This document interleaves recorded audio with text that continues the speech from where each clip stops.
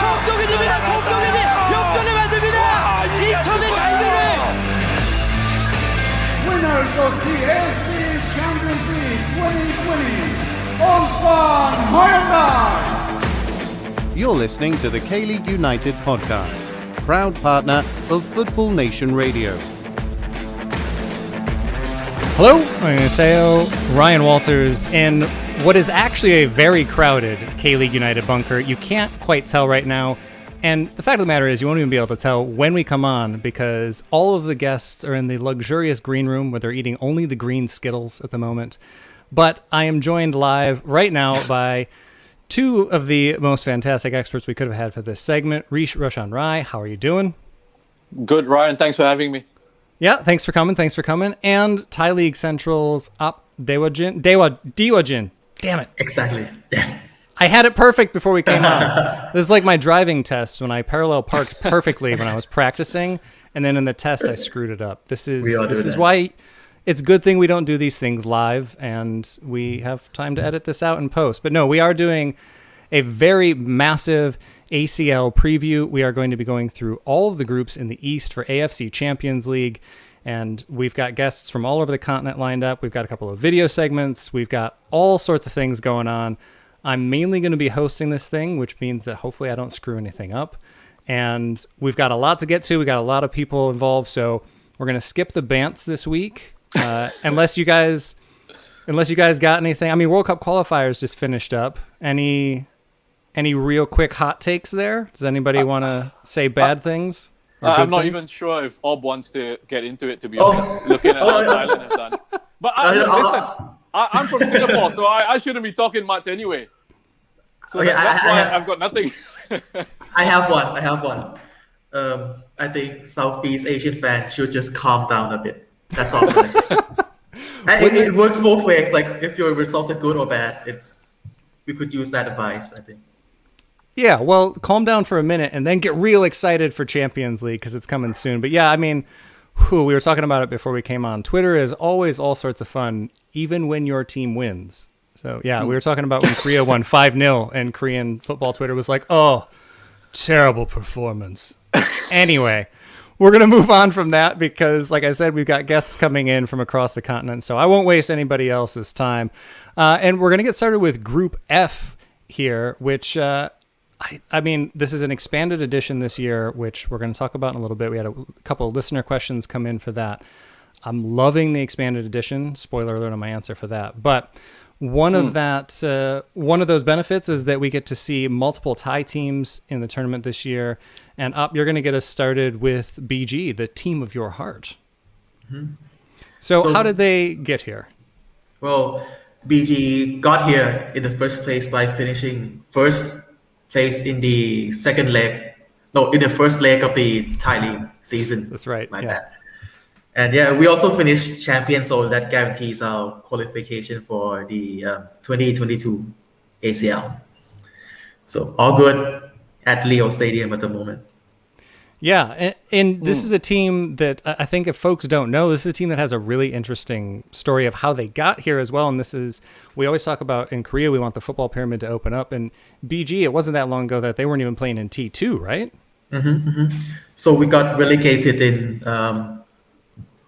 2018, and then we spent 2019 smashing T2 because we've got the best stadium, we've got the best squad, and it was a great time for us. we got promoted as champions of T2, and nobody expected us to actually be crowned T1 champions in the first try, and we did it. We almost went undefeated until the last day of the season. Yep. Somebody's always got to play spoiler on the last day. And like you said, you almost went undefeated in the league. So what are this team's strengths, would you say, going into the tournament? From last season, I think our defense was the key to our success because we've got three big defenders at the heart of defense. We've got Victor Cardoso, so like a big Brazilian. And then we've got Tunez, another big commanding defender. And then my favorite, Irfan Fandi. Because look at that smile just when you bring him up. Yeah, he's excellent. I mean, I love how because he joined us when we were in T2, and that shows a commitment that he's willing to invest in the future of the club, and I think he repaid us really well, and I think there's more for from him in the upcoming season. Yeah. I was just going to jump in very quickly, Ryan. Sorry if I can, just to talk about Irfan a little bit. And I think it was nice to see. I mean, a Singaporean player going over to play in a much, I would say, a higher level sort of league, and getting that experience and adding his quality and showing that he was able to get game time as well, and being a part of that title-winning side. So that was a nice little positive for me. I mean, I think he's pegged as the one for you to watch in the tournament. I mean, based on the way both of you reacted, I think we'll just skip that segment. He's the one to watch, clearly. But no,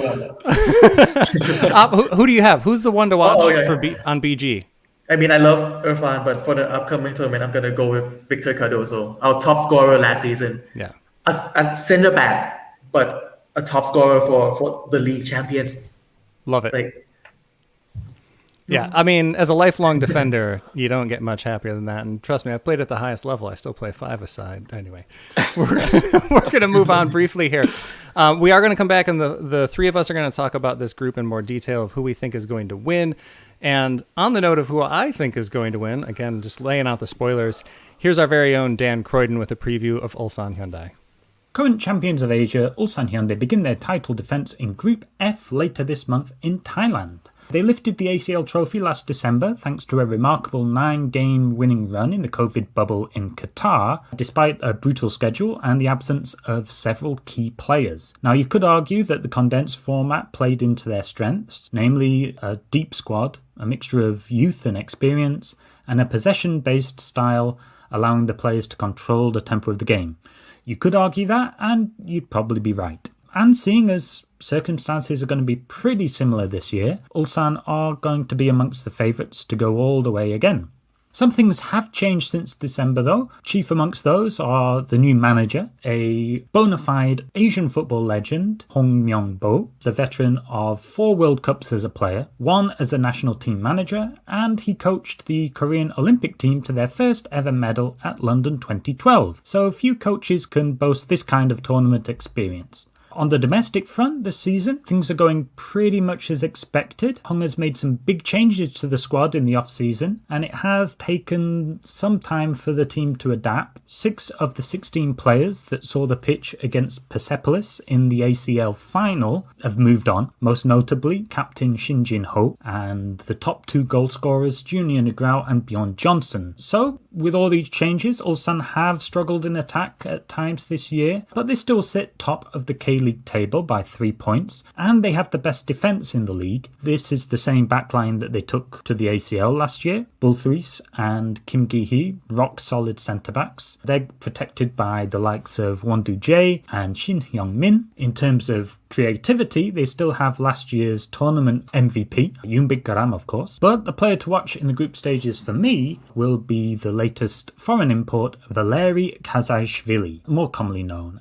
as Vako. He's a very direct, wide attacker from Georgia with exceptional control and a flair for the spectacular. Think Georgi Kinkladze for the 21st century. I suspect his dribbling skills will be dominating the ACL's social media content later this month. Now, in terms of a group prediction, I think Ulsan should progress, probably in first place. I'm basing that on their experience of the hub last winter, Hong's tournament pedigree, and the sheer quality at his disposal. So I think they're going to make it to the knockouts. That is, of course, where the true test will begin for Ulsan. All right, thank you for that, Dan. And I think it was a bit of a power play from Dan. He was like, oh, I can't make it. But he knew that Ulsan would be the only ones to get match highlights during the live stream. So credit to you for that one, Dan. You outsmarted me.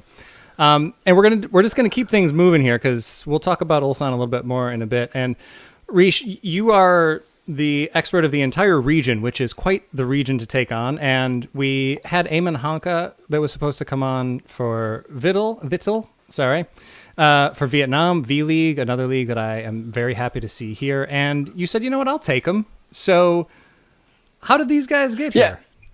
Yeah, I'll take him. Lots of pressure on the shoulders. I hope I do him justice. Look, they're making the debut in the Champions League, and look, before anyone out there jumps on my back here, yes, they did also play in the Asian Club Championship back in 99, 2000. And I'm going to try my best to get the pronunciations right. Back when they were known as De Kong, I think. Hopefully I've got that right. So debut this time in the Champions League in this edition. They qualified by being champions in the V League One last season, and a little bit similar to BG Patum in the sense that in 2018 they actually got promoted from V League Two. They finished first in that season in the league there. Came up to V League One, then in sixth in 2019, and then finally winning a title last year. In the regular season, they were in second position. Went into the championship round. They went 7 games unbeaten. A little bit like K-League, where you're playing against some of these incredibly strong sides in the top 8 of the table. And to win your last 7 matches, to go unbeaten in your last 7 matches, winning 6, drawing 1 of those. That was how they sort of went on to win the title. In terms of their current form coming into this campaign, we know there's been an issue with COVID that's affected lots of schedules around the world, especially around this part of the world. But they've been in a decent run after a bit of a slow start this season. They lost the Super Cup to Hanoi FC. Then they had a defeat and a draw. So January wasn't that good for them. But the last 10 matches, they've won 8 of those. Just 1 defeat in that run and a draw in that run. So they're actually, in terms of recent form, coming into the AFC Champions League, I would say, in pretty good form. And if there's one player that you have to pick for them that people should be keeping an eye on, and people are probably sick of me rattling on about the ASEAN player quota, so I would say the team. Watch the team, because I want as many Vietnamese players in K-League as we can get. But who's the one guy that you would key in on? Yeah, again, this was a little bit of a tough one. And we tend to be sort of focused on attacking players. So, again, I'm going to try my best with the pronunciation here. Kaike, I think the Brazilian up front, who is usually the goal scorer for them. I would say goals are quite hard to come by in the Vietnamese league in general. So Kaike is that player. But you look throughout the squad, I mean, lots of Vietnamese internationals in there. You've got Ngoc Hai, again, hope I've got that right. Tien Dung in those central defensive positions.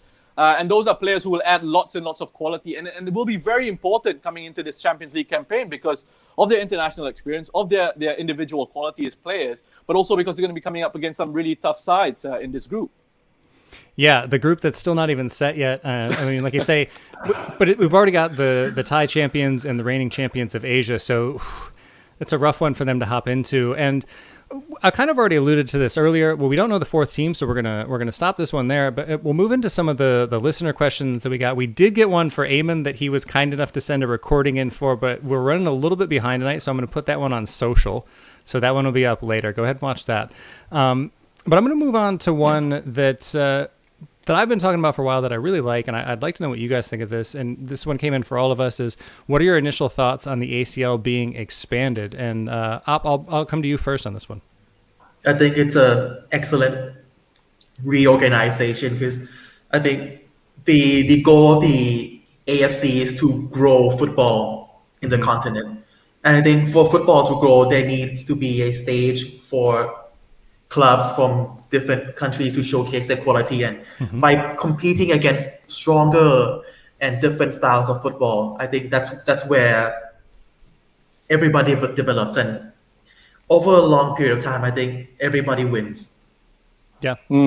Reece, would you agree? Yeah, look, I have to agree with that. I think, we look at Asia and the game's very different from Europe and UEFA and whatever they're doing over there. So you can't just automatically use things that they do. I often hear people saying, why can't we just do what UEFA are doing now? It's not going to work in Asia. It's just too diverse. But yeah, look, long story short, I'm a big fan of it. I think it's giving an opportunity to some of sides from developing nations to get into this competition, get into elite level competition and see where they really sort of stand. So yeah, I'm a big fan of it, Ryan. And I'm going to insert one of my own questions here for you guys as well, because I actually like this hub. I know that we're not doing this by choice, that this isn't the preference, but personally, I kind of like this where leagues can take a break. We can plan ahead for it. We get the group stages done in a timely manner. Teams don't have to fly, like, in K-League, we'll have a team that flies from Seoul down to Australia to play a game on Wednesday, and then they got a match in Pohang on Sunday or something like that. I mean, that's that's a lot to ask, and that adds up for the cost. So like, that's my side of it. But I'm curious, is that just me? Am I the only one that likes this? I'll jump in first, and I'll say from a player's perspective, you want to be going away to different grounds and experiencing different crowds. Well, not crowds in this era, but back when I was playing in the competition in 2010, imagine going away to Suwon and playing at Big Bird in a World Cup stadium, and going away to Osaka to play against Gamba, and then Henan going away to play in China, full house over there. So you get sort of different experiences. You see what it's like to go and play away. It's very different from what you would experience in a domestic league. But this is just the perspective of someone who's come from a team in Southeast Asia. Maybe K-League players are quite happy with the fact that it's in a centralized location. I love that when I played in this tournament and then trying to just bring it down. This is just the experience of somebody that played in it. But you tell me more, Ryan. I love it. Op, are you gonna? Whose side are you gonna take on this? No pressure, Op. Yeah. Well, I wish I was talented enough to make it professionally, but more that another day. Well, just to play devil's advocate here, I would like to save my judgment after the hub thing, but there you go. But straddle that fence.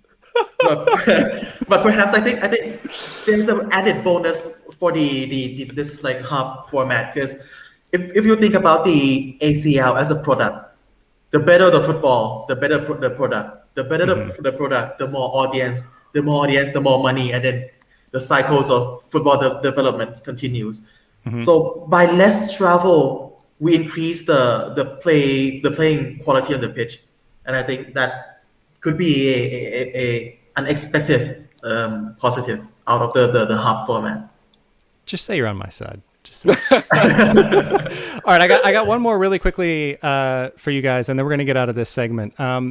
And this came in from the 94th minute, asking, do you think the withdrawal of the Australian sides this season has damaged the reputation of ACL? Which I think is an interesting way to put it, because in my opinion, it damaged the Australian clubs. I get why they're doing it. I get the logistical issues there. But, I mean, for me, this might be it in ACL for them for a little while because of where they are with standings. They were losing teams in this tournament anyway. They might be having to play an AFC Cup now. So for me, I don't think it was good for them, but I'll come back to you right away on this one. Do you think that this is a bad look for the tournament? Not at all. I think I agree with you. It's a bad look for the A-League, and it's a sad thing because I think the A-League is a league with great potential. There's quality coaches coming from the league. There's quality players going abroad from the league as well. So I think the league just shot themselves in the foot there. And I think with the clubs from the A-League withdrawing, I think it opens up another opportunity for smaller sides. I think Kaya FC is it's an amazing story. They're like a beautiful small clubs, and I think we can talk about them later on. But I think it's a nice underdog story to get behind. Yeah, absolutely. All right, we'll leave that one there. And really quickly before we go to break, who's winning this group? Ulsan. Oh, I agree.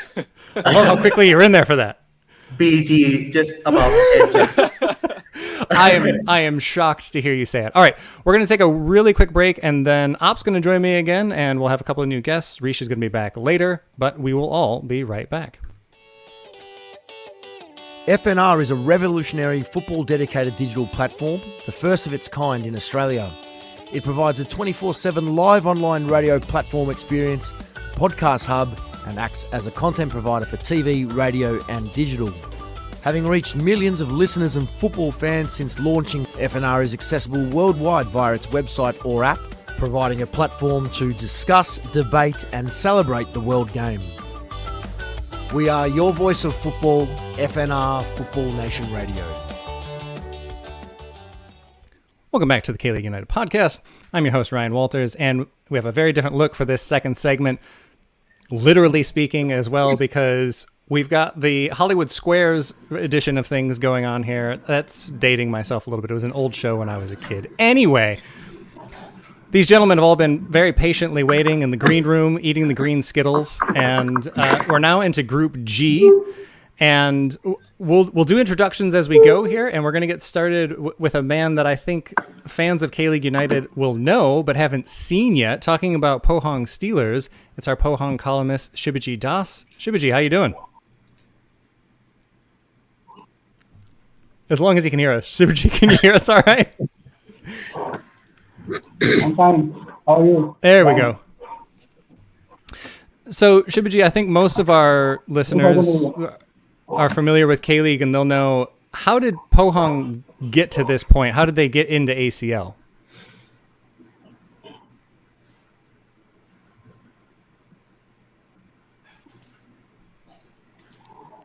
Last season, it was a very positive season for Pohang. They finished in third place with 50 points. They were the best of the West. They earned the tag of the best of the West. And they were actually the entertainers of the league, scoring a league high 56 goals. And owing to that, the joint most successful team in AFC Champions League history is back after a gap of 5 years. Yeah, it's been a bit since we've seen them in this tournament, a tournament that they've won, a tournament that we're used to seeing them in. And it's a very different team from the one that qualified them for this. So who would you say is the one to watch for them, and what are the strengths of this team this year?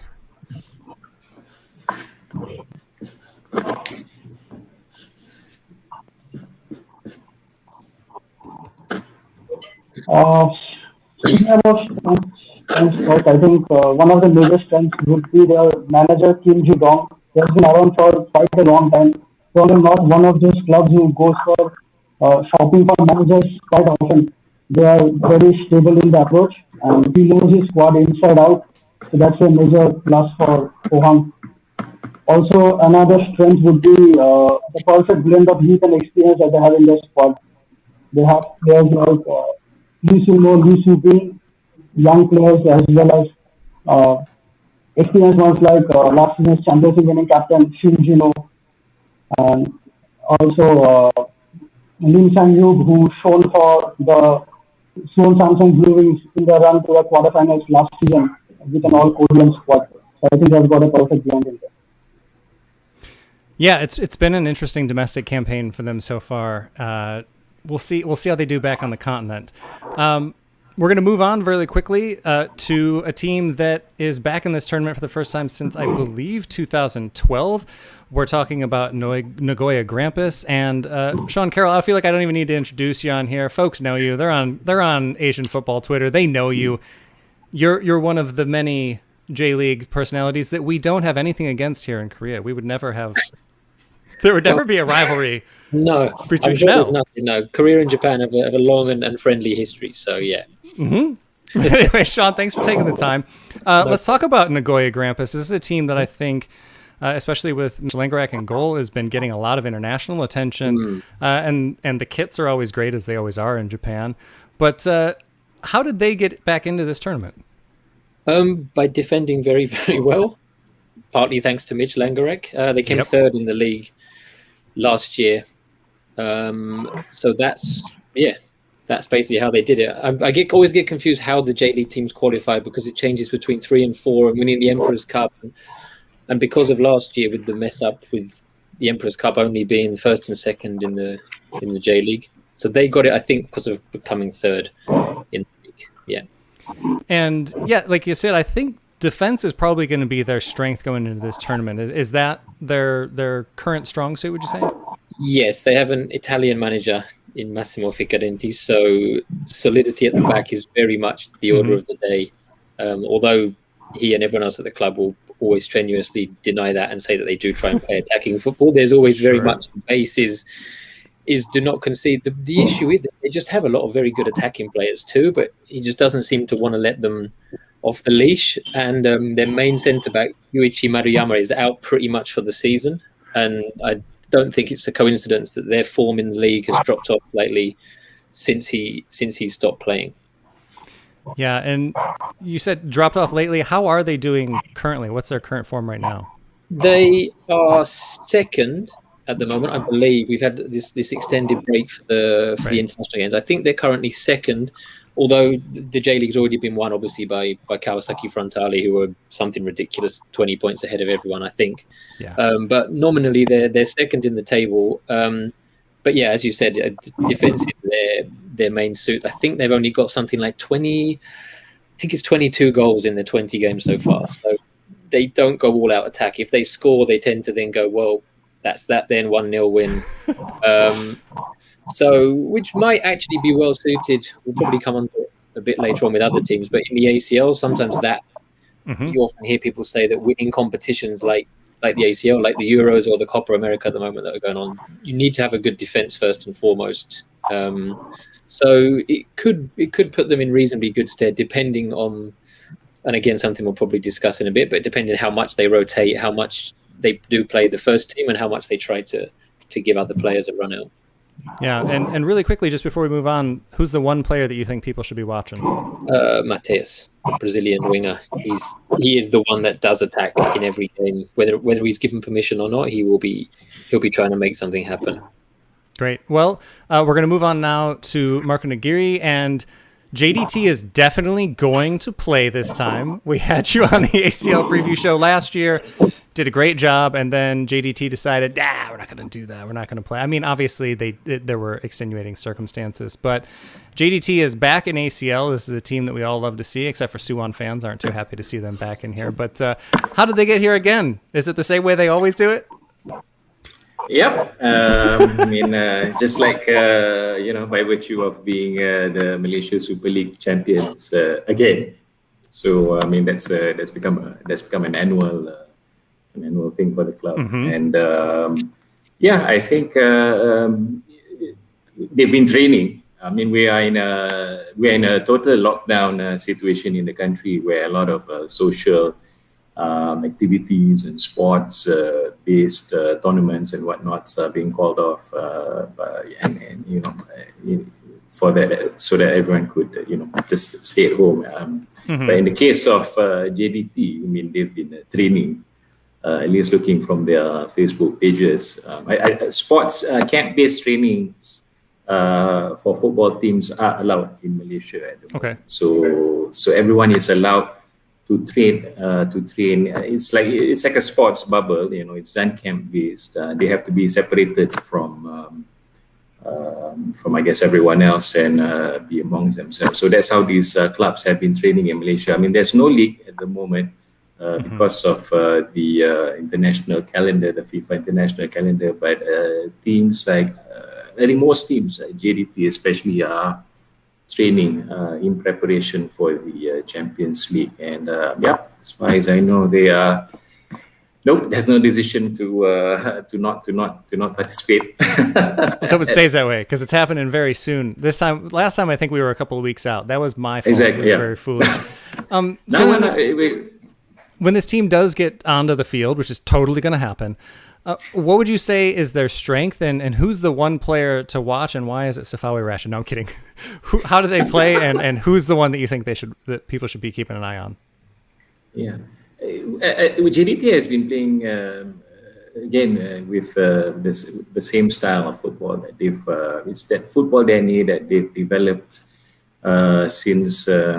I might be wrong here. I think I would say 2017 when the new coach came in, or the current coach came in, Benjamin Mora. So they've been playing 4-3-3 since that season, and the players have been made to sort of adapt and adjust to that playing style, to that brand of football. They've been accustomed to that position. So over the years, you mentioned players like Safawi. They've made playing on the right side. And dribbling and cutting inside into the goal area. So that's there's not been any changes as far as I've been, as far as fans or observers have been able to see, judging from their playing style last year and when the football league commenced this year.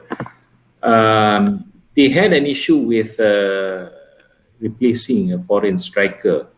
When Diogo left for Thailand. Look at the smile on Ob's face. Yeah. Did Diogo leave? I mean, I thought it was even talking to a lot of people, maybe it wasn't. Maybe people felt that he could have stayed a bit more, especially when he was brought in. I would say, specifically to help with JDT's Champions League campaign. Part of it. Yeah. So they struggled trying to find a player that could play to the similar style, or to at least what the coach or the technical team would have wanted the player to be, which is dropping deep, allowing the two other players to cut in from the side. So they finally settled after numerous failed attempts. They finally settled with everyone offered their one Brazilian player to watch. So I'll just go ahead and offer mine too. Sure. Which is Bergson de Silva. I wrote an article about him not too long ago. I think he was brought in from Serie A of the Brazilian league. The thing I like about such players is that the fans here are impatient, and I think it applies to a lot of other places as well. The moment you sign somebody from Brazil and he's a striker, okay, I need to see him score from day one. And I think that was the effect. Yeah, I mean, it is the norm. They'll get impatient if the guy doesn't score in 1 or 2 games that he's played. So this guy Bergson was able to do just that. And in fact, he did it for almost every game that he's played, despite signing at the very last minute of the transfer window. So in the article that I wrote, I made a big prediction that, judging from how he's played and the effect that he was able to bring on the field, even for the league, for that matter, that he was going to be, I think, the player to watch, not just for the club, but even for the Champions League as well, because I think this is one player that could make a big career out of himself by playing in a great tournament like the Champions League. Excellent. Well, let's hope that he scores all those goals against Ratchaburi and not against Pohang. And here to talk about Ratchaburi, Op, you're back again. And as folks are learning, Thai League has had a very interesting setup where it was split into 2. So which half and how did Ratchaburi get in here? So Ratchaburi got into the top 4 in the end of the first leg, and then that's how they qualified for this year's ACL. Right. However, I think they were lucky that the organizer of the league, the Thai League, decided to split the tickets, the ACL tickets between the first and the second leg. Because at the end of the season, Ratchaburi actually finished 8th in the table. So that's a massive dip in performances and results. Yeah. So as you would expect from a side of Ratchaburi, on their day, they are excellent to watch, and they could beat anybody, but they are so unpredictable, Ratchaburi. Yeah. Well, that sounds perfect for ACL. When they are on form and when they could potentially beat anybody, what is their strongest aspect of their game? I think going forward, that's their go-to approach to the game. So playing against a bigger side, we have nothing to lose. We'll just play on the front foot. Playing against a weaker side, it's our duty to attack. Let's do it. Let's go for it. Perfect. And going on to who you should watch out for Ratchaburi, it's their main man and their captain, Steven Langju. So French pacey attacking winger who scored 7 goals and 11 assists last season. So he basically carried the team forward. And without him, there'll be, I hope this doesn't sound too mean, but without Langju, I think they'll be mid-table side for sure. I mean, I don't think it can sound too mean when they finished 8th, right? Yeah. Sounds about right. All right, we did have a couple of mailbag questions come in, but we do have a couple of, we got some folks waiting to come back in. So I think what we'll do there is we'll tag you guys on Twitter for those, and I'll put those questions to you on Twitter so that folks can find you there. But for now, for those of us that are coming up in the next segment, we're going to take a really quick break, and then we will be right back.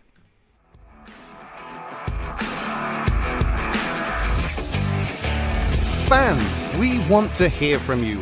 You're encouraged to email KLU at info@kleagueunited.com or tweet at K-League United with any questions, comments or reactions. Or follow us on Facebook to ask directly during one of our live shows. Welcome back to the K-League United podcast. I'm your host, Ryan Walters, and I am joined by a slew of other guests that we'll introduce as we go. We're just playing musical chairs here, and Matthew Binns has made his way in. Hello. Matthew, hello. Usually here from the very beginning. All right, gents.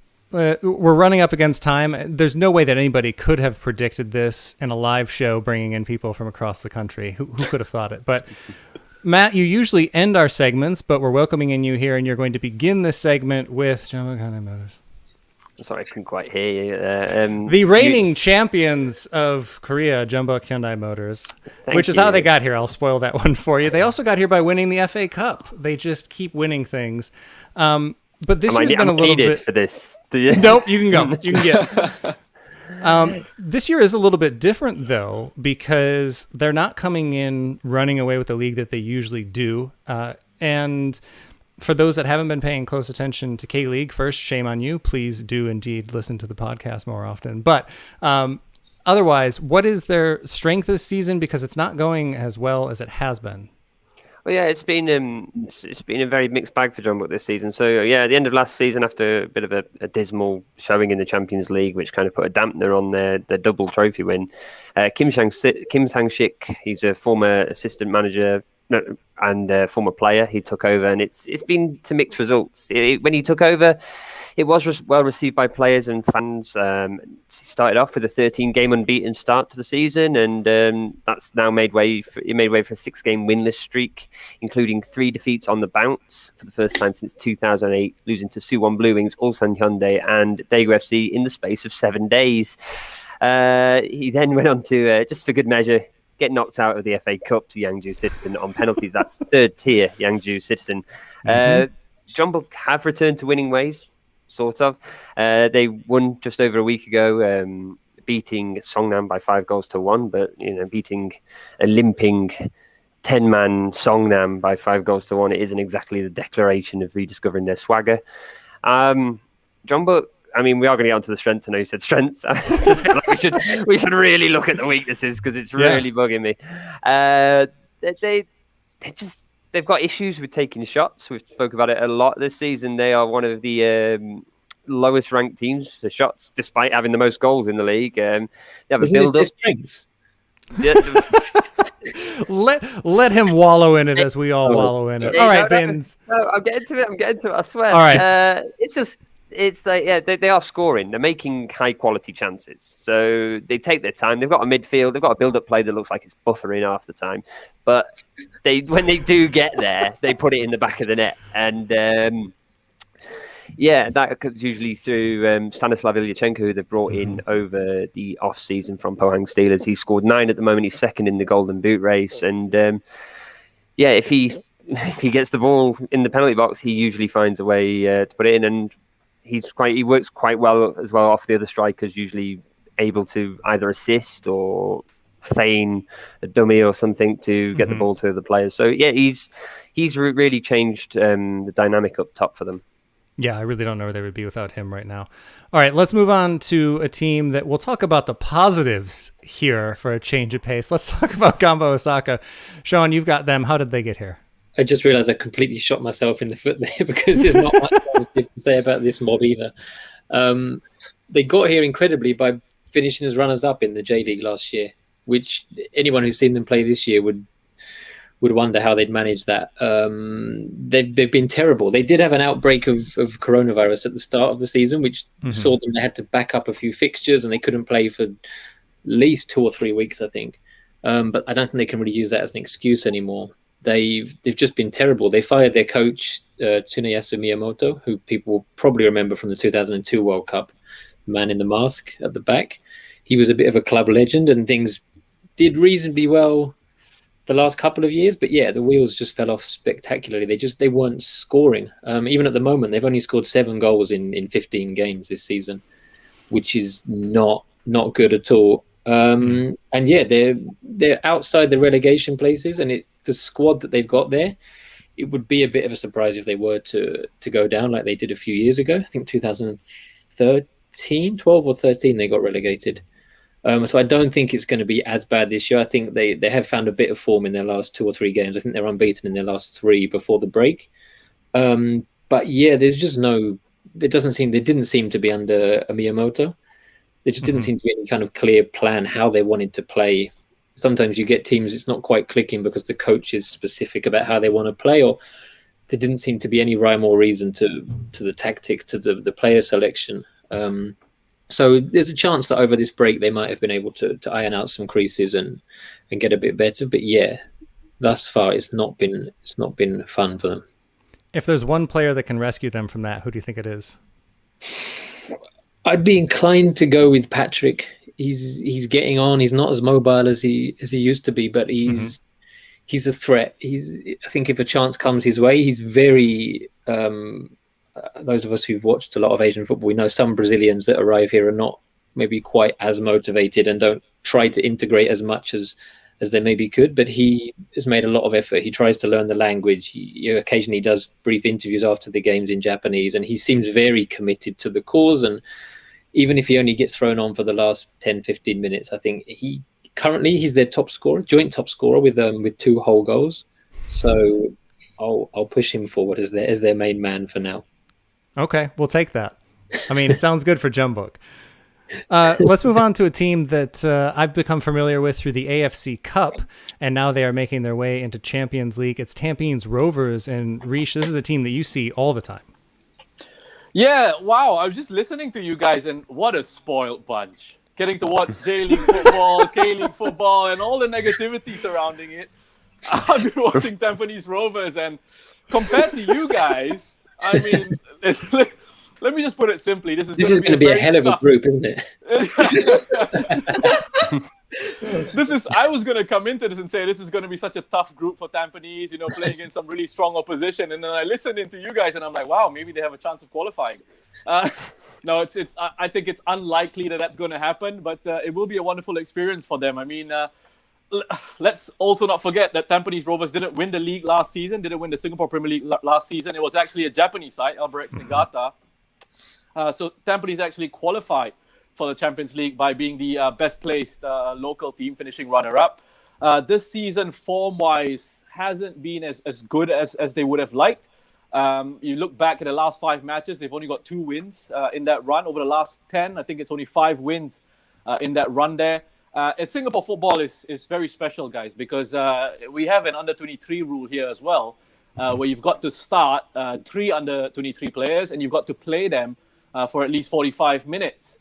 And also in your overall squad, you need to register at least 6 under-23 players and at least another 8 players that are under the age of 30. So lots of the squads in the Singapore Premier League are on the young-ish sort of side. I think it's going to be a difficult one for Tampines Rovers. But look, it's going to be a great experience for these guys to see what sort of level they're stepping up against.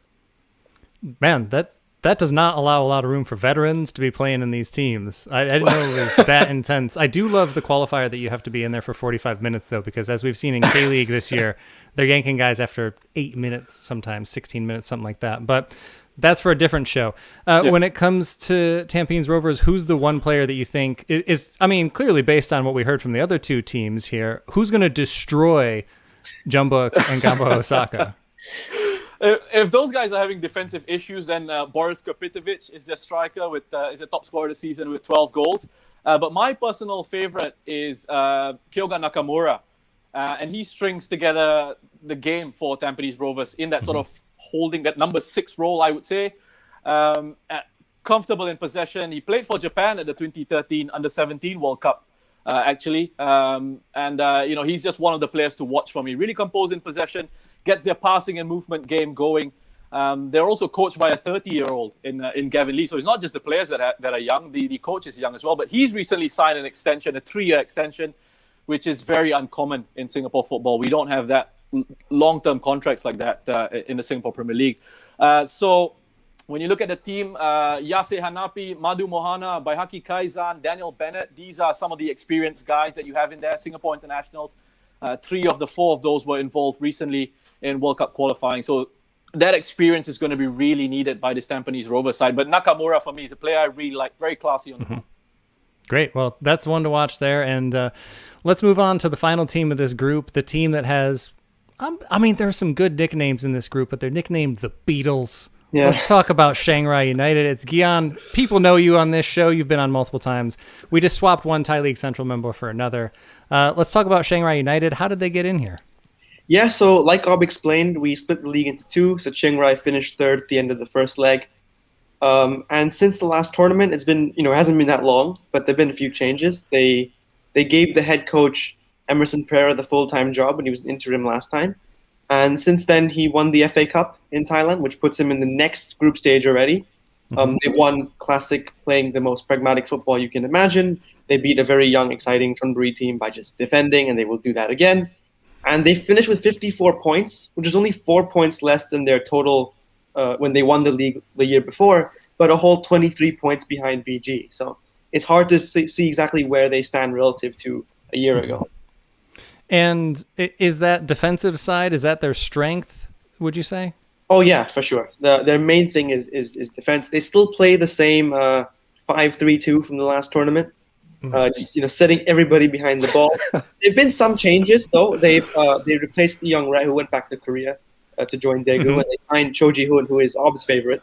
If he was in, he's got to put out that he's that. Cho Ji-hoon is a classic. He's from Gangwon, and he's like a classic holding midfielder. He's much better on the ball than the young Rai, who was more about running. So they're better in possession now. If they have possession, I don't think they will particularly want possession against Jeonbuk or Gamba. Maybe against Tampines Rovers. And they can play at 4-3-3 attacking with Ekanit and two Brazilians up top, but they won't do it because they just won't do it. Because I know Chiang Rai, I know Emerson, and yeah. Oh, and since then Jaja has left, and they've got an actual winger now. Players walking after them off the pitch. They've got pace on the flanks now, which is a big change, and I think that could help them be a bit stronger this year. I was hoping you were going to name the player that immediately came to my mind when Sean was talking about Brazilians that come over and don't necessarily have the motivation. Yeah. Jaja. Ooh, his stint at Songnam was real interesting. Real interesting. I can tell you Chiang Rai fans yelling at the TV at the final minutes of the game when Jaja could have just chased the ball. He could have gotten in. He just thought, I'm going to walk to the ball. Maybe I'll get there tomorrow. Big fan of Korean barbecue when he was here. But anyway, it's not going to be Jaja. Who is the one player that you would recommend that folks watch for Chiang Rai? Well, I've got two, and they're the same two as last time. It's Pitiwat and Siwakon. Pitiwat, the captain, of course. He's going to be more mobile this time because he's got Cho Ji-hoon behind him. He'll be playing more of a box-to-box role. I think you'll see a lot more of him. And Siwakon, who wasn't fit for the last tournament, I don't think he started a single time, but he came off the bench and had a good impact. I think you'll see his full quality now, Siwakon. And Pitiwat's become a regular for the national team now, so I think you'll see both of them. I would like to say Ekanit, but Ekanit hasn't been fit. He's played for Thailand a bit, and he hasn't shown, most people after the Indonesia game for Thailand would have benched him, but, he seems to be Nishino-san or something. He keeps playing every single game. And I don't think Emerson will play him. I think Emerson will go defense first, maybe two forwards. So the two midfielders are the players to watch. I mean, and this is a team that folks here in Korea will remember. This is a team that did beat FC Seoul in Champions League last year, so they've got it in their locker to beat anybody on their day. So we'll see how that one goes. Rish, this is going to be your final segment. You're welcome to stick around and come back and make fun of people afterwards if you want. Just throwing them in the private chat. But we did have a question that came in for you. This is from Osri Furman, and he said that I noticed Tampines has a lot of young players, which you touched on, along with few experienced ones. Will they have enough mental fortitude to take on their opponents? I don't think it's a case of mental fortitude. I don't think that's going to be a question. And we have to assume that all the other teams in the group are going to have the same level of mental fortitude. I mean, everybody's there. You're a professional footballer. You're all there to try and win your matches. So I don't think it's going to be down to that. I just think it's going to be down to your actual technical quality, the intensity that you're used to playing at week after week. And that's going to really tell because we saw with the Singapore national side, lots of the players play in the SPL domestically. The intensity levels when they play in the international stage are vastly different, and they struggle a little bit with those fitness levels. So it's not really a question of mental fortitude. It's just the lack of experience, the technical differences in the level. and the tactical understanding and the differences in that. But hopefully they'll be able to give some of these teams maybe a fight. Fingers crossed anyway. Yeah. I mean, I would love it. I'd love to see it. All right. I forgot this in the last segment. Oops. But really quickly before we go to a break, who do we have winning this group? Sean, I'll start with you. Not Gamba. I don't know. I don't know enough about the other three teams, but the little I do know, I would have to say John Book are the favourites. And the way Gamba have been going, you touched upon it a bit earlier. Now that there's like the kind of, they're playing all the games in one go, I think I agree. It does make it better for the teams. It's more appealing because they're not having to travel midweek and then back to Japan. And when they would maybe just rest the first team squad, they might go with slightly better players. But I think their main concern this year is correcting the terrible form in the league. So I don't think they'll be going all out. And even if they did, they're not very good. So not Gamba. And yeah, John Book looked like the obvious choice, but I'm not sure because from what Matt said, they're not very good either this year. All right, Matt, I will come to you next. Is it going to be John Book? I think one thing I did want to squeeze in was John Book don't have any fullbacks. They've got Young who can't manage 2 games in 4 days. He's not well. The fullback you're thinking of will not be part of this squad, unfortunately. Sasalak will not be here in time. And Ho Yun has just been called up to the Olympic squad today, along with John Book's first choice goalkeeper, so they're not going. And the 2 left backs are both injured for this competition. So John Book have 2 fullbacks with playing experience, and their other fullback is a 19-year-old with one game under his belt. So if you've got pacey wingers, if you run at John Book down the wings, you probably could get a bit of joy. But I think John Book just have enough depth to probably get through this. All right, Gian, who's going to win it? Probably John Book. I would give Chiang Rai a chance if they were playing at home, because Thai teams don't travel very well usually. I think Chiang Rai can still get out, but yeah, probably John Book. All right, Rish, you're last. Oh, easy. Tampines Rovers, guys. Stop there it is. There it is. But if you want a serious answer, it's going to be John Book for me. I think it's John Book between John Book and Gamba. But I like what Chiang Rai are doing as well. I think they could potentially surprise as well. But I think John Book. All right. Well, we'll see how this one goes. You didn't sell it too hard, guys, but I'm excited. I'm excited for the chance that Tampines Rovers and Chiang Rai United have based on this segment. So that's my takeaway. All right, we're going to take another quick break, and then we'll be right back. Looking to spend some downtime with friends and fellow gamers in Seoul? Drop by Retro Game Bar. Located in Hongdae near Sangsu Station Exit 1, RGB is a retro game-inspired bar where you can play any and all types of games, test their bartenders' drink-mixing capabilities, or watch a gamecast of your choosing. For those with a competitive side, sign up for monthly tournaments including Tekken, Mario Kart, and K-League United's FIFA competitions. Follow RGB on Facebook for tournament info and details on other events throughout the month. Mention that you're a fan of K-League United to their hard-working bartenders when you stop by for a starter shot to kick off the evening. Game on! Welcome back to the K-League United podcast. I'm your host, Ryan Walters, and I should lead in by mentioning that we no longer do FIFA tournaments at Retro Game Bar because of COVID. But anyway, we're back for another segment here. We are into Group I. We've shuffled the chairs once more, but we can't seem to shake Sean. He's just here for so many of the groups. I'll try to be more positive this one. It shouldn't be too difficult. I don't think it's going to be too hard because you're going to be talking about Kawasaki Frontale. Yes. And, well, I think we all know they got here by being the runaway champions, which you already talked about. But what are the strengths of this team? How did they manage to win the league that thoroughly? I touched upon it a bit with Gamba before, in that they didn't have this. But what Kawasaki have got is a clear way of wanting to play football.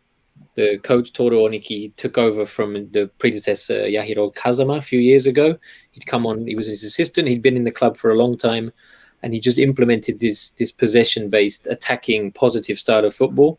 And each year he would bring in a couple of players from the younger teams that maybe other clubs wouldn't necessarily bring through players and put them straight into the first team. He wasn't afraid of doing that. So you've now got this squad rather than a team. Instead of having 11 players, which is the first team, and then a few that can come in and out, he's pretty much got two players for almost every position, so the level of the team doesn't drop. He's been able to rotate. Yu Kobayashi is a fantastic player. He's been pretty much the sub this season because Leandro Damian is in such great form up front. And they've got that all over the pitch. They had a few players out recently because they were away with the Japan national teams. Didn't matter. They put out 4 or 5 different players in key positions, central midfield, centre back, still won the game comfortably and were never troubled. So that's been it. They just have such quality, not just there, as I said, in the 11, but all in the squad too. If someone gets injured, someone can come in and play at the same level. Feels like I'm listening to Bins talk about Jumbuk from last year. But if we're to pick one player to watch from this team, like you said, they do have a lot of depth. So if there's one player that stands out above the rest of them, who would you say that is? It's really difficult to call at the moment. Kaoru Mitoma is the one who's been on everyone's lips for the past year or so. He's not actually that young because he did the thing of joining from university. So I think he's already 24 or soon to be 24. So from a European perspective, that is not young. But in terms of experience, last year was his first professional season. And he's constantly being linked with the move to Europe. So yeah, probably Kaoru Mitoma is one that maybe people outside of Japan aren't really aware of yet. But I touched on, Leandro Damian has really clicked with the way the team play, especially this year. Well, last year too, but especially this year, he's made the starters, the striking berth his own. And Akihiro Ienaga as well, just is a sensational player. Such good fun to watch, so confident. So there's quality all over the pitch. Probably Mitoma is the one that maybe people should keep an eye on. All right. Well, I think he'll definitely be getting the attention of the team that we're going to be talking about next. They are now actually named Beijing FC, which they have been in Champions League, but now that's just the name full on. It's a whole thing. And I don't think he's going to explain it right now, but welcoming on Jonathan White. Jonathan, how you doing? I'm good. How you doing, Ryan? Yeah, good. Sweaty. It's hot here in Seoul, but that's for a different podcast. Let's talk about Beijing FC, and let's talk about how they did get here. Okay, first of all, they're called Beijing Guoan still. The machinations of Chinese football and the naming, like they're still called the same thing. Everyone else had to change pretty much. They're the same thing. But still Beijing FC for the Champions League. Why not? That's right. Why the devil not? Okay, so how did they get here? They were third last season, which was a very strange season because it was in 2 parts, in 2 bubbles. And then it ended up with sort of like a US-style placement format. We don't need that much disdain in there, but that's all right. It wasn't meant to sound like disdain, honest. But yeah, so they beat the 4th place team in their non-championship playoff. So that meant they got to the Champions League. Obviously, a couple of Chinese teams have notably not made the Champions League. Jiangsu, the champions, they don't exist. And Shandong Taishan, formerly Shandong Luneng, who didn't pay the piper, so they're not allowed in. The main thing about Beijing this season that you need to know is that they're going to send, like every other Chinese team, their reserves. When you come to ask who we should look out for, it's a very good question, and we'll find out when the games happen. They're not even sending the manager. The problem is with, it's Chinese football, so it's multiple factors. One problem is that the national team players could be spending up to 21 days in quarantine when they come back from Sharjah now. Although when Wule arrived from Espanyol, he didn't seem to do that much quarantine. So I guess it's who you know. But 21 days quarantine has been mentioned. Then the next problem is that with the Chinese national team making it through to the next stage of the FIFA World Cup Qatar 2022 / AFC Asian Cup qualifying rigmarole, the Chinese Super League is going to be on another extended break, or at least we're waiting for the format to come in because the national team's the priority. But still, for the clubs themselves, apart from the national team players being their priority for the national team, the CSL is the priority, and this AFC Champions League is just getting sacked off. So there you go. Hey, the Aussie teams could have done this, but they didn't. So I guess credit to the CSL teams. But yeah, like I say, one's to watch. Boy, that's just a big old mystery box that we'll see. It's like playing Mario. We're going to headbutt that brick and we're going to see what comes out of it. It's going to be great. Speaking of team, let's move on to a team that I think is excited to be here, a team that I think will be sending their strongest side. And welcoming on to the podcast for the first time, it's Ivan Gallares, and we're talking about United City, the team that I think a lot of folks will remember as Cierres Negros. And how did they get here? Thanks, Ryan. I have to go back to the history of Philippine club football in the Asian scene, because in the last 5 years, it was Cierres Negros, Kaya FC, and Global who did the heavy lifting and really did that AFC Cup performance to bring the winner of the PFL 2020 through the stage. So for this case, it's United City FC. It's a shell of the former Cierres Negros. It's actually not Cierres Negros. But they played on a single round league style format because of the pandemic, and they edged Kaya FC by 1 point and earned that round to here in the Champions League to face Kawasaki and everybody. So pretty much it was handed to them in a silver platter because Kaya dropped points and second to the last match day. So that's why they're here. I just want to say, for those that are watching live, by the way, you've clearly won the background game today. If we were keeping track, quite nice. And let's talk about the strengths of this team, though, coming into this. And I know, having watched some of the World Cup qualifiers and reading some of the post-match from that the Philippines players they're into this one. They really want to give it a good go. So what are the strengths that folks can expect from United City? Well, we expect them to really try their best to bring the flag onto this stage.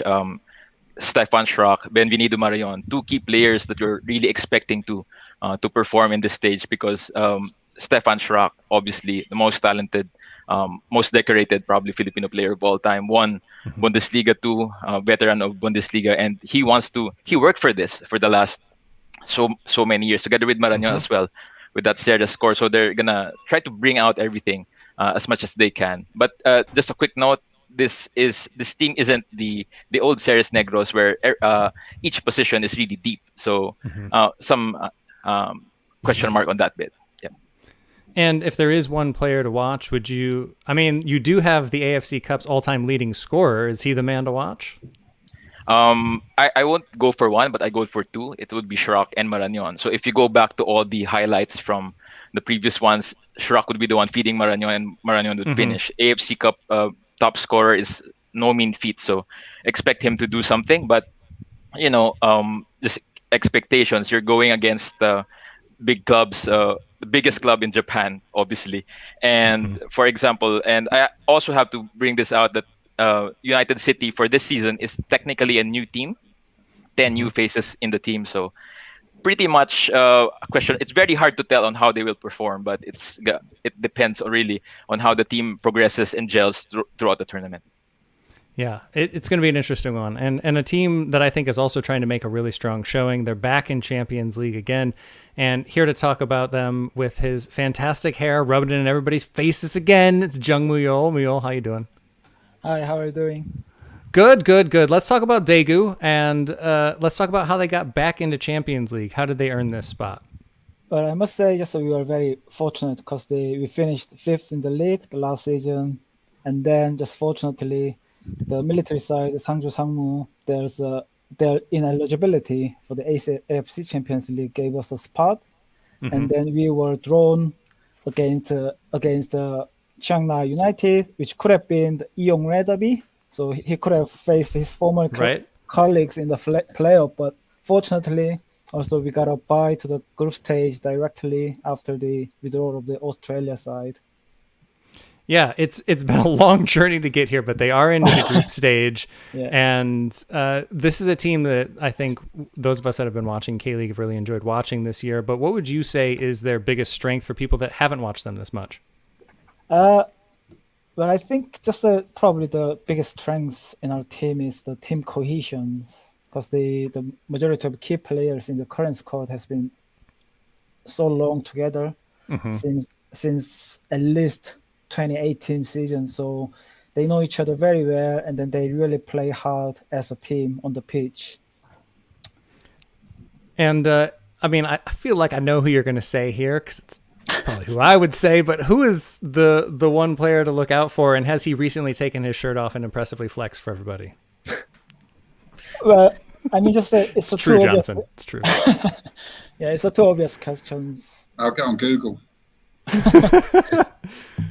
Yes, it's got to be Serginho, the Brazilian playmaker Serginho. I think he has been really influential, and he has been the linchpin of Daegu FC. And with him, Daegu have been just making history ever in a club's history.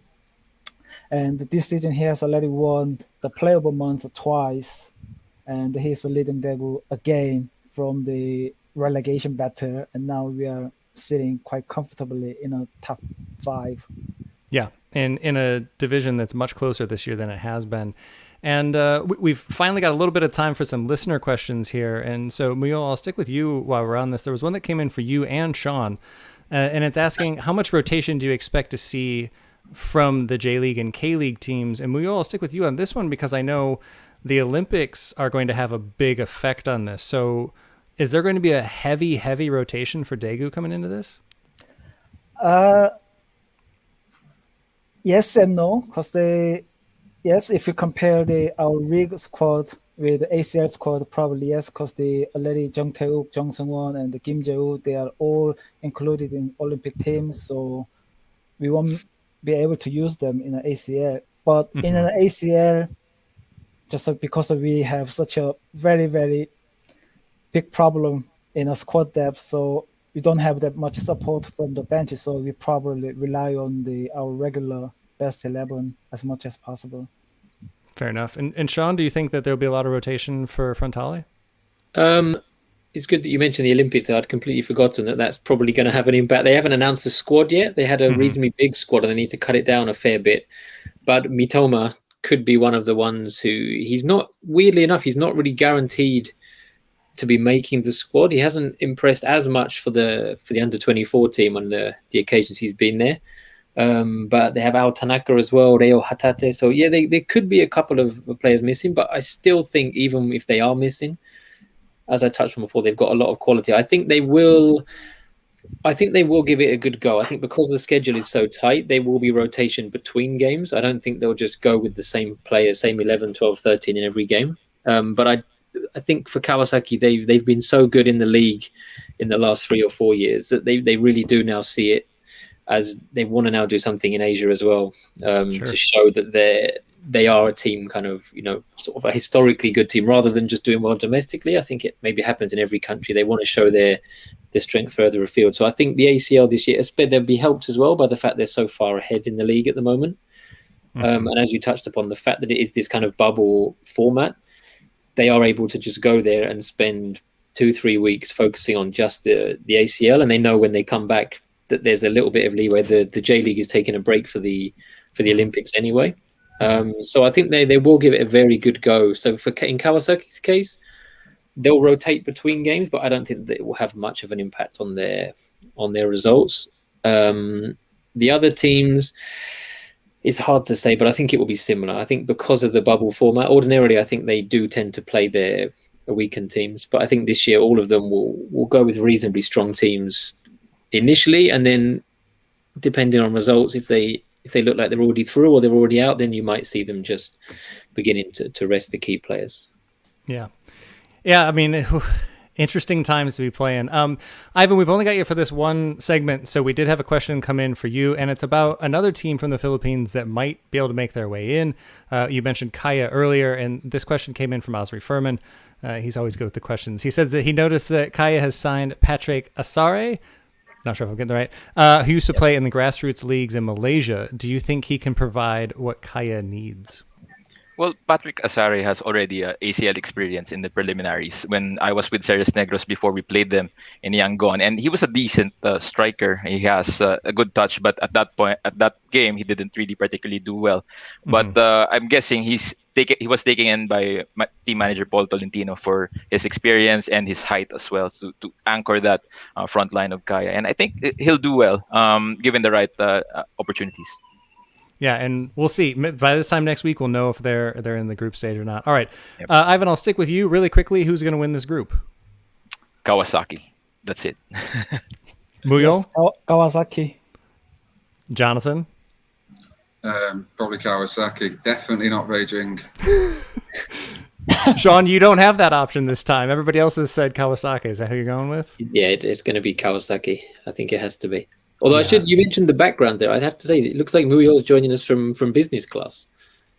Yeah, indeed. Very nice. I mean, I got to do something about just the ad board. It's not doing it anymore. I need the ocean background behind me, and we're going to switch that up. All right, we've got one more group to go, and then we are going to get out of here. But we're not done with these gentlemen yet. We will be right back.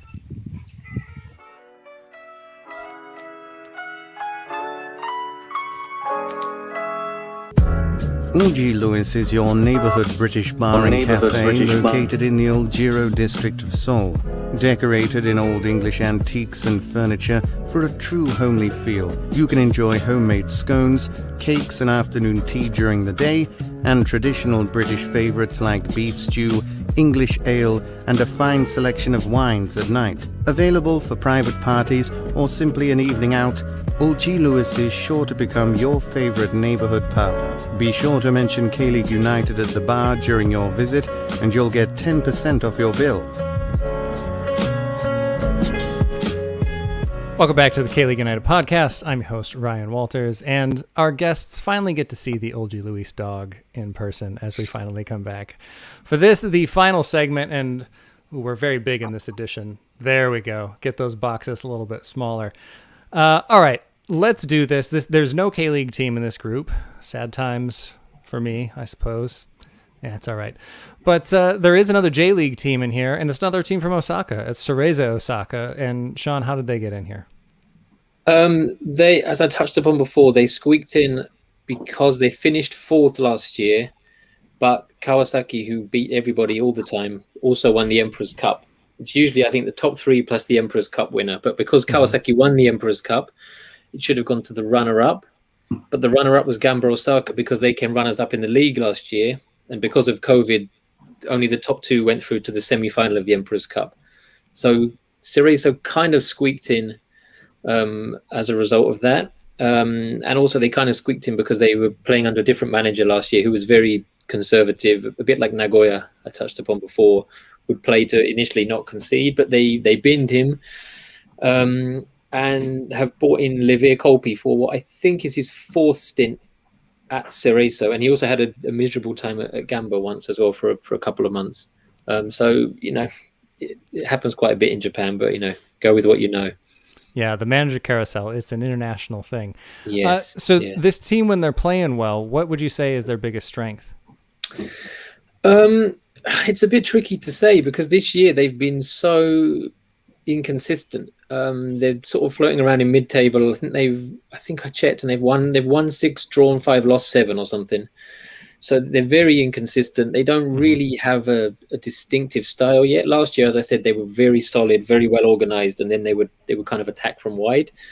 They still have 2 very good players in Hiroshi Kiyotake and Tatsuhiro Sakamoto, who just made his Japan debut a couple of days ago out wide. So they've got kind of tricky, very good sort of ball-playing wingers. Up front, incredibly, Yoshito Okubo was in sensational form at the start of the season, but he's pushing 40, and I think he's unsurprisingly picked up a knock. And Adam Taggart has come in, but I think he had a few issues adapting initially because of COVID. Then I think he picked up a knock, so he hasn't really hit his stride yet. So they kind of lack a proper centre forward, and Kolpi has changed the centre backs. They had 2 good kind of youngish centre backs in Seko and Nishio, and Kolpi has now changed that for a couple of Brazilians who aren't especially solid. One of whom, Dankler, they bought in from Vissel Kobe, is just an accident waiting to happen in every game. So he could be one to watch for the wrong reasons. He'll probably make at least one error in each match. Great. It's really hard to know. I can see them doing the same as they've done in the league and winning a couple, drawing a couple, losing a couple. Well, hey, that works for the other teams in the group, right? Yeah. So let's move on to another team that's had another rename that's going to probably be bringing the kids. It's Guangzhou. Jonathan. Guangzhou FC. There we go. Yeah, imaginatively named. Hey, at least they didn't go United. No, but then R&F went City, so that might have, built up that rivalry, which is very one-sided. Yeah, definitely sending the kids. They were rumoured to be doing this before everyone else was. Cannavaro's not going. He's sending his one of his assistants, Leo Jayu. Yeah, they're actual kids. I don't think it's even going to be much of a reserve team. The one interesting thing about this is, given the money that was invested in the Evergrande Football Academy, which we've all seen pictures of at times, and it looks like Hogwarts with football pitches. It's not produced a player yet in 8 years, I think. The closest they had was Django Kai. And he played one game and has sort of disappeared off the radar completely. So this is a test for that academy, which there are a lot of doubts over. But other than that, everything else is a massive guess as who's going to turn up, if they're any use, what they're going to do. The whole CSL approach to this is quite fascinating. But at least they're going. Better than the A-League. I think that's their motto for this year, right? At least we're going. Yeah. Let's talk about a team. Let's move on to a team that's also very close to where you are. A team that does care about being here, and a team that has a potential record setter playing quite well for them. It's Dejan Damjanovic's Kitchi. And, I think most folks know they got here by winning the league, because anybody that's listening to KLU follows Dejan, our brate, our good friend, who's won the league over there. But I don't think people have been able to necessarily keep super close tabs on them. So how did they go about winning the league? What are the strengths of this team? Again, it was an interesting season. Because of COVID, it chopped and changed a little bit. And it ended up with like a championship stage where everyone kept their points. And then it came down to the final game of the season. It was top against second top. Kitchi were top. They were playing Eastern. They're great rivals who've been pushing them for the league for a few years and still not managed to win one. How did they win the league? They signed Dejan Damjanovic. It's that simple. I think he got 16 goals in 17 games. 2 of them came on the final day. For a man who's knocking 40, he's in absolutely fine fettle. He's not lost anything of his goal scoring touch. He scored in the big games. He scored in the less big games. He just scores a lot. And it seems that he came for the Champions League. He came to try and set this record. The good news for him is that he's playing Guangzhou FC reserves. He could be playing everyone else's reserves based on how much rotation there is. Like you've got to back him to hit that record, and hopefully he does. Kitchi's game plan, aside from that, is really just give him the ball. They had some good other players, like Matthew Orr was impressive this season. They've started to have a bit more youth. Like Alex Chu has won the league, 4 out of 5 seasons. If you go back longer, it's like 7 out of 9, something like that. Kitchi, the dominant force in Hong Kong. But they've got a good signing in Dejan, whereas, the last time they went for the Champions League, it was Diego Forlan, who the less said about, the Manchester United and Uruguay legend in Hong Kong football, the better. He did get an assist for Kitchi's first win. Yeah, that was massive. I'm not sure he knew too much about it. But yeah, it's quite exciting for Kitchi to test themselves against these teams. The biggest shame is that we're not getting those nights in Hong Kong, because they really are quite special to have teams of this caliber. Even the reserves. Yeah, I mean, that's the downside of the hub format. But I think with the reserves for Guangzhou, like you're saying, and Kitchi coming from the Hong Kong League, I think Port, the Thai team in this group, Guion, welcome back. I think, do you think they'll be feeling all right going into this? Okay, it's Port. How much time do you have? Because Port are the craziest team in one of the craziest leagues in the world. And when I tell you about Port, and when people hear about Port, they question whether it's real or not. And I'm going to try my best to try and explain, just capture that as quickly as I can. This is their first group stage because they lost to Ceres Negros in the last playoffs. So in the last season, by match day 7, they were on their 3rd coach of the season. By match day 7, that coach is still in charge today. Sarawut Pipan. He managed to take them on a run of 8 straight wins, where they went from, looking like missing out on top 4 to chasing BG for the title, and then they tailed off towards the end. And well, about Port, I think the Port fans will be really upset that I'm the one talking about Port because they'll accuse me of all sorts of bias. But I'm really excited to see them. Let the world finally see what Port FC is all about. And they have one of the strongest squads in the Thai league, and they have extreme depth. They're one of the biggest spenders in the Thai league, but the squad isn't all. It's not exactly well planned out. It's a bunch of talent just littered around the pitch, and they don't really know what to do with it. And if they can get a formula together in time, they could do very well in this group. But it all depends on whether or not they're able to get the formula together. Well, and speaking of the formula, and I mean, I'm already in. When you said third coach on the 7th game, I mean, as somebody that watches a lot of FC Seoul, I thought the 4 managers they had last year was a lot. What did I know? Yeah. Anyway, when they are playing well and when they were challenging BG for the title there, what is it that gets them going? What has them playing so well on their day? Well, it's just the talent, the sheer amount of talent in depth in their squad, and the numbers the players can call upon when they need to, and the attacking depth especially. They have Sergio Suarez, who's been their best player for a few years now. He's number 10. He was a youth player at Las Palmas, and he was looked at by Barcelona in his youth. He's not gone on the career path that you'd expected there, but he's been a great player for the Thai league, a great player for Port. He's at the center of everything they do well. And he was their top scorer. He's their talisman. He's a fantastic player. And their strength lies in just that when these players are on form, they can produce something special. And there's a lot of them in that team who can produce something special. But and I was going to say, who's the one that you are, as a Muangthong fan, who's the one that you're keeping an eye on? Yeah, probably Sergio Suarez and their new signing, John Baggio. John Baggio just joined them from Sukhothai, where he was, a club legend there. He's sort of like, he's from Madagascar. He's like the Madagascar Chanatip, I guess. Thai fan was that, but he's incredible. He's very similar player to Chanatip. He's super quick. He's just got an incredible eye for goal. He didn't have the best year last year, but if he hits the ground running, he'll be fantastic for Port. Port had trouble with picking their foreign players because they have 5 foreign players, only take 4. But Nelson Bonilla has gone to play with El Salvador, and he's their striker at El Salvador. He won't be back in time. So that solved their problem in that sense. But they have no number 9, so that's one weakness they have. They had 3 number 9s last season, now they have 0, Port FC transfer policy. And their problem is at the back because they've redrafted Rochella, who has been their center back for a long time, but he wasn't registered in the squad last year. He was in the reserves because he didn't make in the Final 4 in the Thai League, and he'll be their main center back presumably for the competition. So we have no idea how fit he is, how ready he is.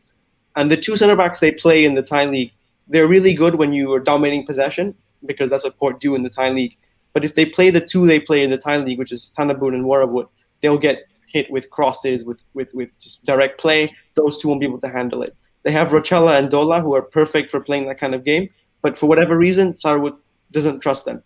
So if he trusts them, or rather, the owner, Madame Pang, doesn't trust them, and she's the one who makes all the decisions in this club. That I should have said that at the beginning. The owner sort of picks everything, and in the AFC, the owner's not allowed to sit on the bench. So if she's not allowed to sit on the bench, you have to see, exactly how she will pull the strings of this team. But if they get their things in order, and they just signed Philip Roller as well from Ratchaburi, who the question was about earlier. So he's a massive addition. But he's also a fantastic player to watch. And Badin Pala, another local player who plays on the left wing. If they can get their talent in a structure, they can do very well in this group. If they have no structure, they could struggle. Yeah. There's so much about Thai League that's so enjoyable in that segment there. That's also so unique to Thai League. Frustrating. I gotta say. No, we all love the owner sitting right behind the manager's dugout. We're just an owner, but a madam.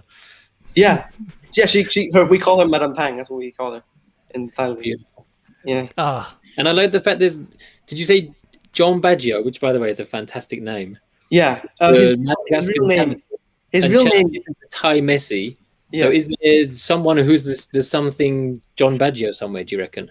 The Montserrat John Baggio. I should have probably said. I'm just gonna go one more. I should have probably said Madagascar Messi. Madagascar Messi, because that's what he is. Right. He's insane. I wouldn't say if he's better or worse than Chanatip. I'm not going to go there, but he's insane. He's really good. But yeah, his real last name is longer than mine. So that's all you have to know. That's why we call him John Baggio. His real last name is longer than mine. He sounds like a Football Manager regen. A little bit, yeah. Or maybe he just came to real life out of the game Football Manager. All right. We're going to get out of here with this. Gentlemen, who is going to win this group? Sean, I'll come to you first.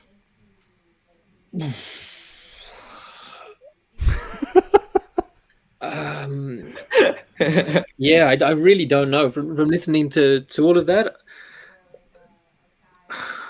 let's go for the team with the madam not on the bench. I'll do that. I'll think outside the box.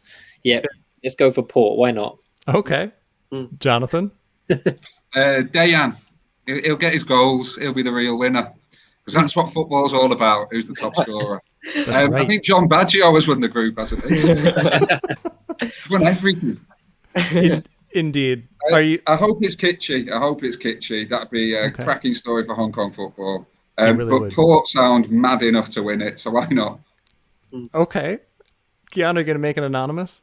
No, I've got to go with Cerezo Osaka because Port have the talent, but it doesn't always click. And if they go with the two center backs they go with in the league, I don't think it will end well for them. If they have an epiphany and go with the two and they play a more conservative style and play on the counter, they have a chance. But really, I think Cerezo will win it. I think Port will come second, but I don't see Port taking any points off Cerezo. Maybe 1 point, but I think getting points off the other teams and following Cerezo is Port's best option. These groups are going to be real interesting this year. I don't know whether to be happy about this. Australia teams are gone, Chinese teams are sending the kids. Do I be happy as a Thai fan? We're going to grow our coefficient or whatever. Or do we be if we can't even win now, what will happen to the national morale if nobody gets out of the group stage? I don't want to deal with that. I've been dealing with enough with these World Cup qualifiers. No, they've been great in Thailand, right? Everybody's super upbeat and really happy right now from my understandings. Scared to open Twitter, honestly. God. Yeah. We'll see what it looks like in about a month's time when Dejan has obliterated the goal scoring record by about 10 and as a group winner for Kitschy here.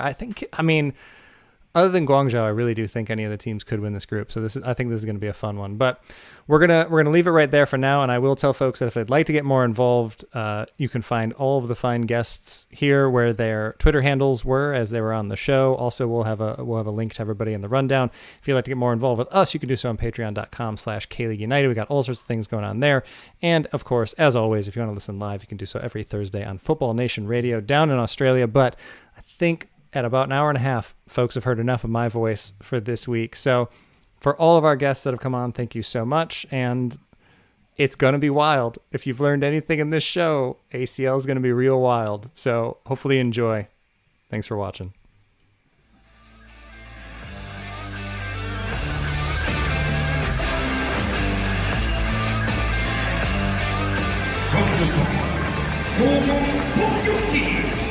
King Shit!